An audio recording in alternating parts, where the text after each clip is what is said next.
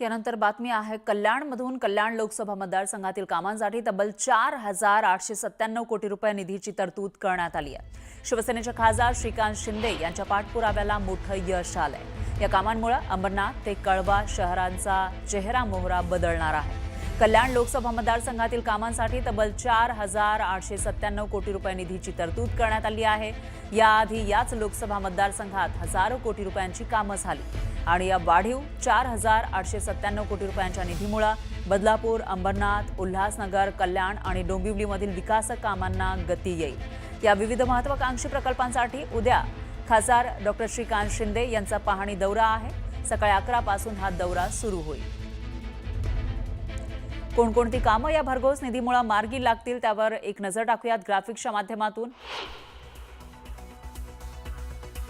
एकतर मेट्रो 5 ठाणे ते भिवंडी कल्याण या मार्गासाठी 1,309.30 कोटी रुपयांचा निधीची तरतूद करण्यात आली आहे। त्यामुळे या प्रकल्पाला गती मिळणार आहे। त्यानंतर मेट्रो 5 मधील अविस्तारित आणि दुर्गाडी ते उल्हासनगर या मार्गासाठी 183.35 कोटींची तरतूद आहे आणि त्यासाठी सुद्धा हा निधी वापरला जाणार आहे।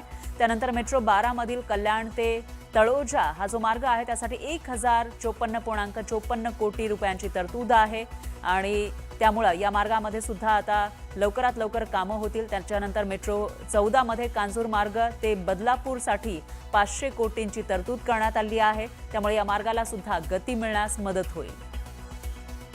याशिवाय कल्याण शिळफाटा जंक्शन ते भिवंडी उड्डाण पूल या मार्गासाठी 150 कोटींचा निधीची तरतूद करण्यात आली आहे। त्याचबरोबर कल्याण रिंग रोडसाठी 600 कोटींच्या निधीची तरतूद करण्यात आली आहे। तर विठलवाडी ते कल्याण अहिल्यानगर उत्तर मार्गासाठी 200 कोटी रुपयांची तरतूद करण्यात आली आहे आणि ऐरोली काटई फ्रीवे टप्पा 3 साठी 900 कोटी रुपयांची तरतूद करण्यात आली आहे।